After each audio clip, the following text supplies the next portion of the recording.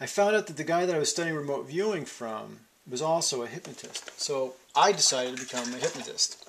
I got certified through the National Guild of Hypnotists and opened up an office, and I did it part-time.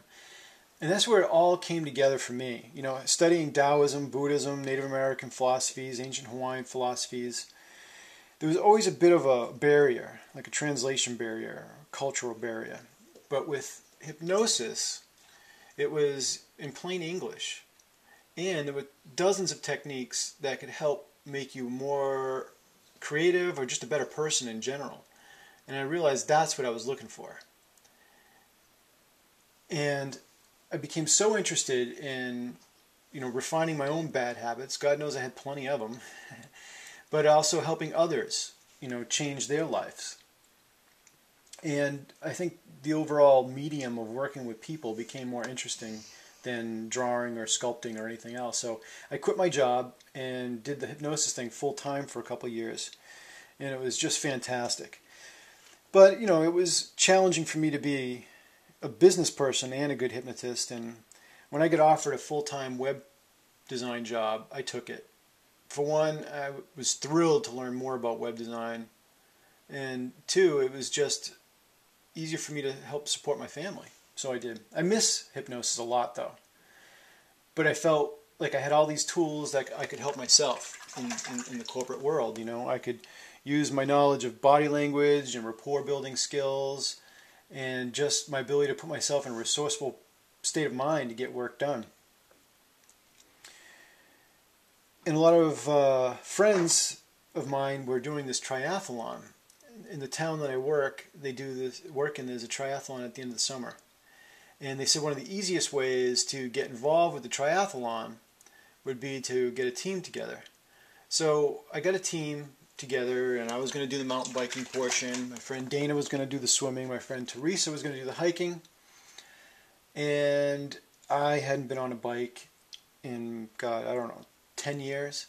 So once the snow melted, I was practicing, I was training, and I worked at it really hard. It seems to be the theme of my life. And just maybe about a week before the race, I was feeling stronger than ever. When all of a sudden I started feeling a little dizzy just 15 minutes in on the bike ride. I was still on the road, and I was just dizzy. I couldn't shake it off. So I got off my bike, or I should say I fell off my bike, and landed in the woods, and everything went black. I remember sitting in the woods, my eyes closed, a cold sweat around my body. My friend John popping his head in, asking me if I needed anything or if I was okay, and I just said, "Get me to the hospital." And he did, fortunately, quickly.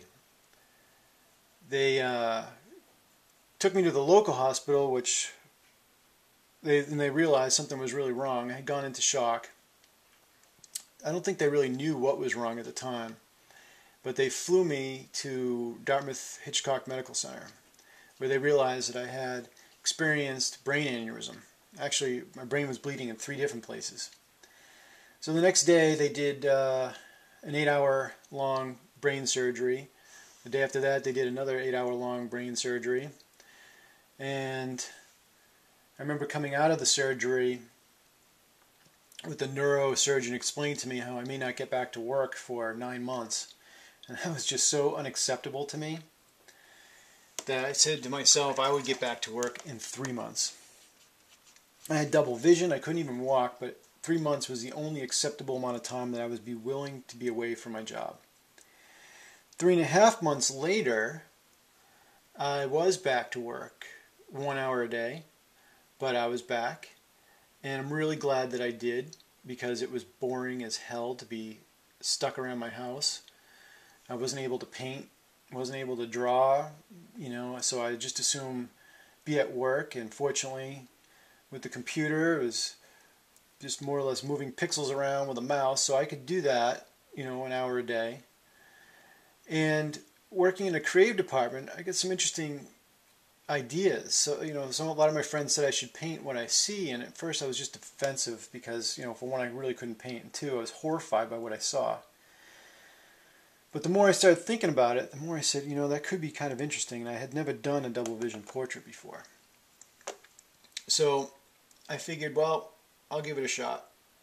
And I thought that I would paint a picture of my friend Jason. Jason used to come over to my house and he'd get me to walk around my neighborhood and draw like little smiley faces on rocks and put them down for the kids to find them and stuff. So, you know, he kind of got me to draw again. Not kind of, I mean, he did. He got me to draw, and I'm really grateful for that. So I figured, well, I'll draw Jason's picture, because if it came out like crap, he wouldn't really care. And if it came out really good, for me, it's a way of saying thanks to him for helping me, you know, gain the confidence in my ability to draw. And I'll post a picture of that painting sometime soon. This painting that I'm working on now is the second double vision painting of my wife and my son Aiden. Because why not do something even more challenging? Why not do a double vision portrait, right?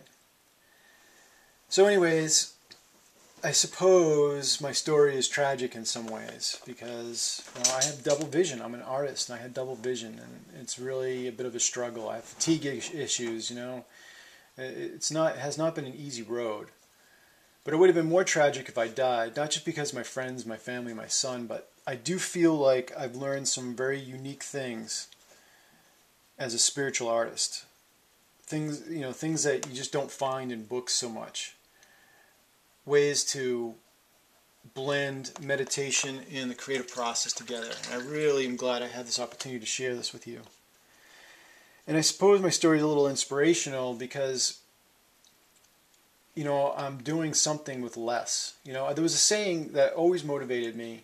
There's always someone out there doing more with less. Now I'm that guy with less.